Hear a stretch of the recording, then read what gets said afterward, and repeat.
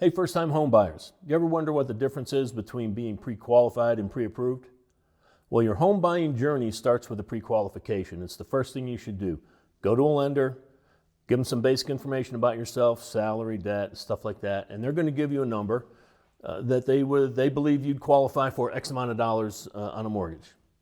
You can use that information to go then start your search. You can decide, once you decide where you want to live, you start narrowing down your choices, east side versus west side, suburbs, city, brick, stucco, etc. And you're getting a better grasp for what you're wanting, thinking about making an offer. Then you go get a pre-approval, okay, even though you don't have a house lined up yet. You go back to your bank, they do a deep dive. It's a pain in the ass, but you got to do it. They'll look at all your paperwork, your tax returns, etc., and they're going to pre-approve you for a certain amount of money.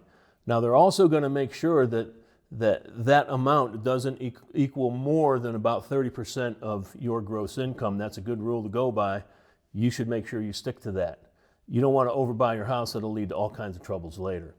Okay, now you're armed with a pre-approval letter, and that letter carries a lot of weight. You can go to a buyer, and instead of saying, hey, Mr. Buyer, I'd like to offer you $300,000 for your house. Yeah, but we don't know if we're approved yet, so you don't mind taking your house off the market for a couple of weeks while we figure that out, do you?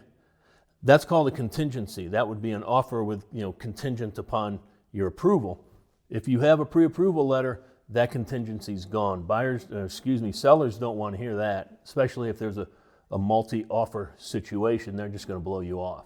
Now, keep in mind, there is going to be a contingency on that offer based on the lender, because they're not going to lend you money on a house until they've appraised it, okay? So they're going to appraise it for X amount of dollars, and then they're going to look at your ability to pay that. Is the house worth it? Are you able to pay? Yes, you'll get the loan. So that contingency is always going to be there. You can't do anything about that. But you can do something about being pre-approved, and you need to have that done before you're ready to make an offer on a house. Now, if information like this interests you, click some of the links below. Get in touch with me, and if you want a buyer's guide, 35-page PDF, free buyer's guide, just comment buyer, and I'll send it to you for free. You're welcome.